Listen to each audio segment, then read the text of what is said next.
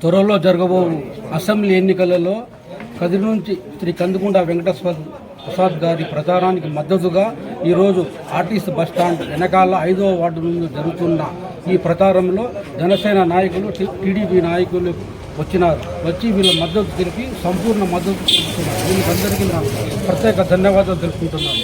అలాగే వీళ్ళు వైసీపీ వాళ్ళు ప్రజల్లోకి పోవాలంటే ఏం అడగల్లా, వీళ్ళు కదిరికి మేము ఇది చేస్తాం అది చేస్తాం అడగల్లా. అంతేగాని వీళ్ళ నాయకుడు కానీ వ్యక్తిగత దూషణలు పోతున్నాడు. పవన్ కళ్యాణ్ 2 పెళ్లిళ్ళు చేసుకున్నాడు, 3 పెళ్లిళ్ళు చేసుకుంటాడు అని అతని ఇష్టమే, అది నువ్వు చేసుకో, అతని వ్యక్తిగతము. చంద్రబాబు నాయుడు ఏమంటారు, బీజేపీతో చేతులు కలిపారంటారు.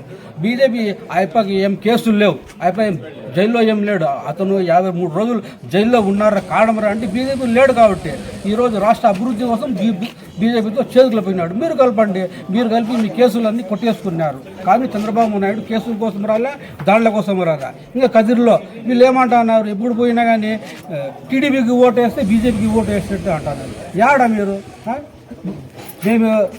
మేము పోయినాము, మీరు పోండి, మీకు అడగండి, మీకు ధర్మేసినారు, మీరు దొంగలని, మీరు దోపిడీ దొంగలని. అంతేగాని ఎప్పుడు చూసినా మీరు ఎన్ఆర్సీ సిఆర్సీ అంటారు. దేనికి పనికొస్తుంది ఇది? ఇదేమన్నా అన్నం పెడుతుందా ప్రజలకి ఏమన్నా కాపాడుతుందా? కాపాడదు. అవన్నీ రావాలంటే కొన్ని సంవత్సరాలు పోవాలా. మనకేమన్నా పట్టుకోవాలంటే చంద్రబాబు నాయుడు రాష్ట్రంలో ఉన్నాడు, కదిరిలో కందుకుంట ప్రసాద్ గారు ఉన్నారు.